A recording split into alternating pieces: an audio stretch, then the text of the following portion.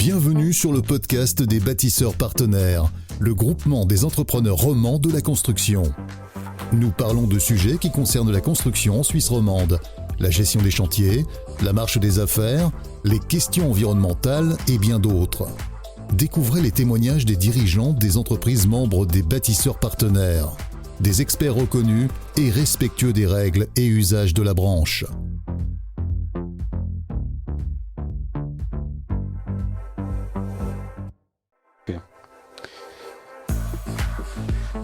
Bonjour Thomas Leder, merci de m'accueillir dans tes bureaux à Nyon pour Swiss Green Solar. Donc Swiss Green Solar est une société spécialisée dans le photovoltaïque. Alors maintenant j'ai une question à te poser, qui est une question que probablement beaucoup de personnes se posent, en tout cas beaucoup de personnes qui sont intéressées d'installer du photovoltaïque. C'est comment se passe un projet d'installation photovoltaïque chez Swiss Green Solar. Est-ce que tu peux me décrire tout ça? Bien sûr. Alors la première chose, ça vient toujours par la demande d'un client ou par un partenaire en fait qui m'amène vers un client. Et après, avant de faire quoi que ce soit, c'est déjà essayer de chercher le contact du client et cibler les besoins par rapport à ce qu'il souhaite d'avoir. Et après, avec une discussion, on va mettre cette cible au plus proche de la réalité. Une fois que cette discussion a eu lieu, je vais mettre tout ça en papier. Donc, je vais créer une offre. Je vais faire une petite pré-étude au bureau que je vais soumettre au client par mail normalement. Après, si le client il comprend ça, tant mieux. S'il ne le comprend pas, il est très bien en droit, et ça se fait assez souvent, de demander un deuxième rendez-vous. On fait une explication sur du concret. Après, si on trouve un accord entre ce qui était proposé et ce que le client attend, on va passer dans la phase projet. Donc la partie offre elle est terminée. Dans la phase projet, la première chose à faire, c'est déjà on va définir quand le projet il commence. Et ça va voir d'un côté avec les attentes du client. Des fois, les gens ils sont déjà un projet et on le marie avec un autre projet pour économiser des différents éléments, comme par exemple des échafaudages, ou il dit au plus vite. Et là, c'est le délai de livraison du matériel qui va plus ou moins donner le début du projet, qui est aujourd'hui dans un délai d'environ 3 mois. Une fois qu'on a défini ça, quand on arrive au jour de projet, donc c'est première chose, mise en place la sécurité pour la toiture. Donc très souvent c'est un échafaudage ou un accès en toiture sécurisé avec une barrière, donc selon les sous-bas. Après, on fait l'installation des panneaux sur le toit, donc ça veut dire c'est adapter à la toiture, mettre le système de fixation, mettre les panneaux, mettre le câblage, donc vraiment l'installation physiquement faite. Faire la partie d'installation à l'intérieur aussi. Une fois l'installation est terminée, on passe à la partie mise en service avec le client. Première mise en service avec le client qui est précédée par un contrôle électrique, bien évidemment. Là, on explique au client comment fonctionne son installation, comment il peut l'utiliser, à quoi il peut s'attendre. On va aussi lui montrer où il peut trouver les informations.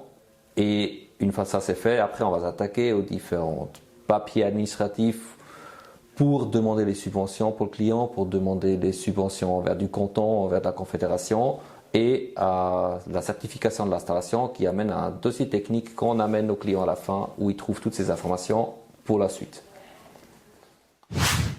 Merci Thomas. Et la partie conseil dans ta prestation, quelle est la demande des clients par rapport au conseil? Est-ce que tu as en face de toi des clients qui sont très informés, qui savent exactement ce qu'ils veulent, ou alors au contraire, tu as des clients qui savent pas du tout ce qu'ils veulent? Après, il y a un peu de tout en fait. Il y a des clients qui sont, et là c'est souvent le plus simple, qui savent très bien ce qu'ils veulent et qui savent aussi ce qui est possible. Bon, ça c'est plutôt la rarité, mais ça arrive. Après, le gros des clients, c'est qui viennent avec une demande de photovoltaïque qui est souvent liée avec un investissement annexe. Donc là, il y a une grande partie actuellement qui se font vendre ou qui vont installer une pompe à chaleur et demandent d'installer du photovoltaïque pour compenser le courant pour la pompe à chaleur. Et là, c'est déjà expliquer au client qu'est-ce que le solaire est capable de faire et qu'est-ce qui ne l'est pas, en fonction de sa surface qui est à disposition pour installer les panneaux. Parce que des fois, on peut même dire au client, désolé, avec la surface que vous avez à disposition, avec la conception que vous avez à disposition, on peut malheureusement pas faire beaucoup de choses intéressantes, donc ça arrive aussi. Donc après, il faut rester honnête pour dire au client, là, on peut pas faire grand-chose d'intéressant pour vous. Et dans l'autre côté, c'est expliquer, vous avez une installation d'une certaine taille qui vous amène une certaine énergie, mais il faut aussi et surtout expliquer au client que la production d'énergie qu'il a, elle est souvent décalée avec la consommation d'électricité qui est avec la pompe à chaleur. Donc on essaie directement d'enlever les illusions, genre j'ai une pompe à chaleur, je mets des panneaux, c'est gratos parce qu'il y a un qui alimente l'autre. Donc là, on va vraiment, le conseil, ça consiste à expliquer la réalité que l'énergie produite, elle n'est pas à 100% pour la pompe à chaleur et qu'est-ce qu'elle est capable de faire.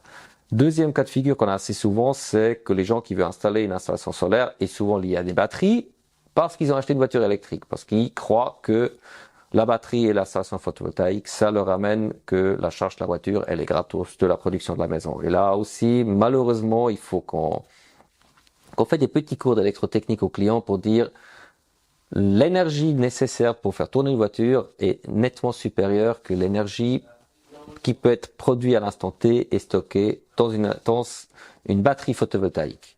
Après, d'habitude, ça passe assez bien. Certains, ils sont un peu déçus. Voilà, ça arrive.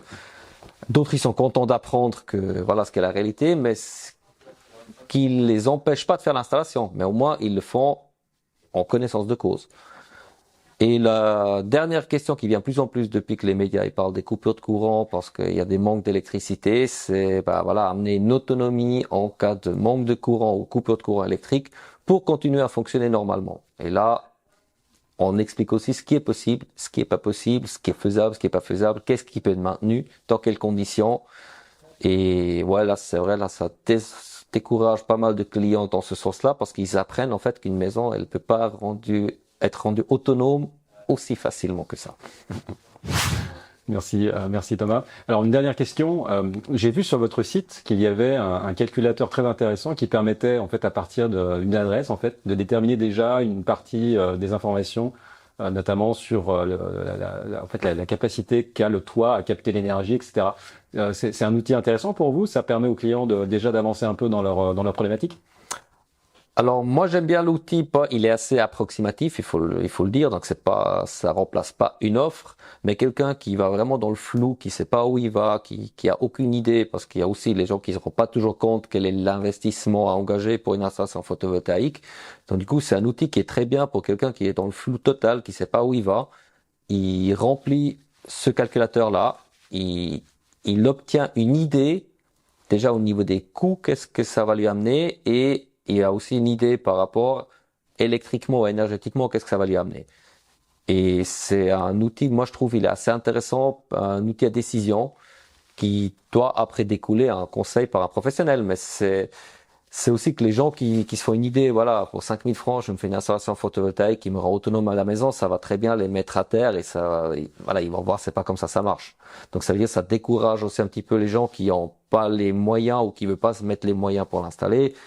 Il connaît la réalité, ils savent ce qu'il sait. Par contre, d'autres qui sont intéressés, il peut déjà se situer et il peut même déjà dire, voilà, je dois préparer un investissement de temps. Peut-être ils seront capables de le faire que dans 2 ans, mais ils savent à quoi se préparer. Donc, dans ce sens-là, je trouve que c'est un bon outil. Mais ça ne remplace pas une offre. Merci Thomas. Je rappelle que tu es le directeur de Swiss Green Solar, une société spécialisée dans le photovoltaïque, ici à Nyon. Merci. Merci aussi.